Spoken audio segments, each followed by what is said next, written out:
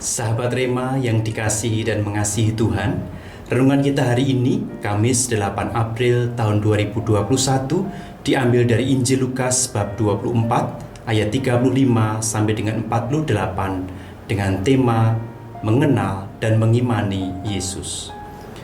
Saudara-saudariku yang dikasihi dan mengasihi Tuhan, ketika murid-murid Yesus menyaksikan Yesus guru mereka yang wafat secara tragis, yaitu wafat di atas kayu salib, para murid Yesus menjadi kecewa, cemas, bingung, sedih, dan juga takut. Tidak mengherankan kalau mereka berniat untuk pulang ke kampung mereka dan kembali mengerjakan pekerjaan mereka sebelumnya. Harapan yang pernah mereka gantungkan terhadap Yesus musnah sudah karena peristiwa penyaliban Yesus Sang Guru. Mereka tidak mempunyai seseorang yang dapat diandalkannya lagi. Oleh karena itu, ketika murid-murid Yesus sedang berkumpul di suatu ruangan, tiba-tiba Yesus hadir di tengah-tengah mereka. Mereka terkejut dan takut karena mengira sedang melihat hantu. Ketakutan dan kehilangan harapan inilah yang membuat mata rohani mereka menjadi kabur sehingga tidak bisa mengenali Yesus lagi. Nah, melihat situasi yang memprihatinkan ini, maka Yesus segera menenangkan hati mereka dan meyakinkan mereka bahwa yang hadir di tengah-tengah mereka adalah Yesus, adalah guru mereka yang telah bangkit.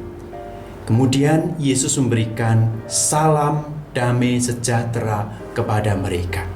Salam damai ini semacam password, di mana ketika itu diucapkan, para murid langsung mengenali bahwa itu benar-benar Yesus. Password ini, salam damai sejahtera ini, dapat langsung membawa kesadaran bagi para murid Yesus dan kemudian Yesus menunjukkan bekas-bekas luka di kedua tangannya serta di lambungnya. Bahkan Yesus meminta makanan kepada mereka, kemudian Yesus memakannya. Itu semua dilakukan untuk meyakinkan para murid bahwa Dia adalah benar-benar Yesus, Sang Guru, Pemimpin, dan Tuhan mereka. Saudara-saudariku yang dikasihi dan mengasihi Tuhan, di dalam kehidupan ini kita pasti pernah mengalami pengalaman seperti para rasul, pengalaman kehilangan harapan, pengalaman putus asa, pengalaman kesedihan yang begitu hebat karena merasa ditinggalkan.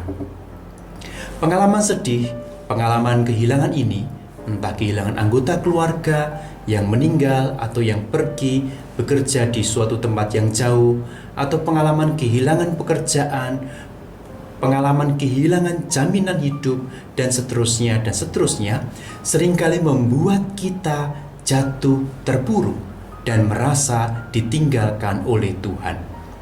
Pada saat-saat seperti inilah, mata rohani kita mudah menjadi kabur sehingga tidak mampu melihat kehadiran dan pertolongan Tuhan atas hidup kita. Kita digoda agar meninggalkan Tuhan dan juga mencobainya dengan berusaha menuntut kepada Tuhan agar membuktikan belas kasih-Nya, cintanya, atau kemahaannya. Tuhan, kalau Engkau sungguh mengasihi aku, Kamu tunjukkan seperti ini, seperti itu. Kita digoda untuk menuntut Tuhan membuktikan belas kasih-Nya, cintanya, kemahaannya, dan seterusnya. Saudara-saudariku yang dikasihi dan mengasihi Tuhan, seringkali harapan kita kepada Yesus terlalu berlebihan.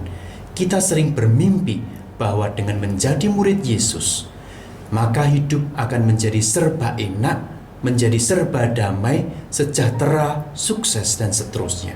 Padahal kenyataannya seringkali justru berkebalikan. Menjadi orang Katolik justru seringkali menghadapi banyak tantangan, kesulitan, dan godaan.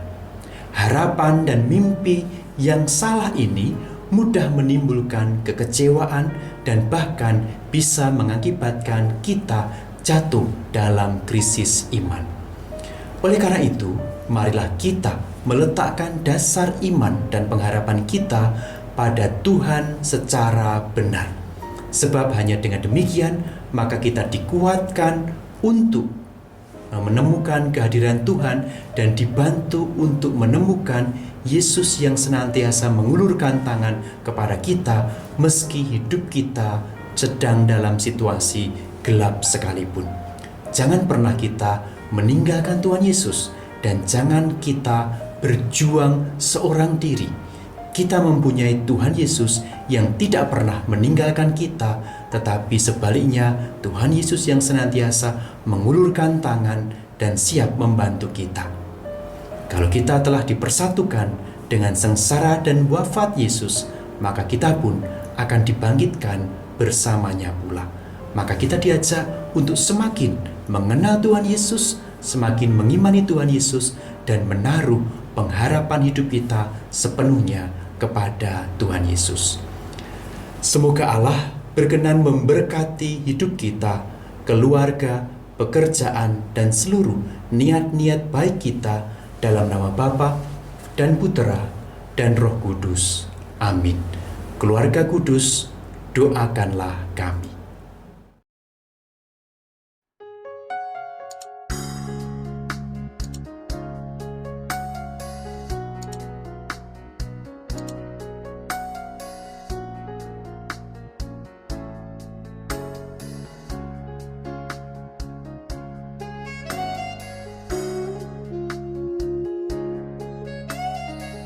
Sahabat Rema, sampai jumpa dalam program berikutnya.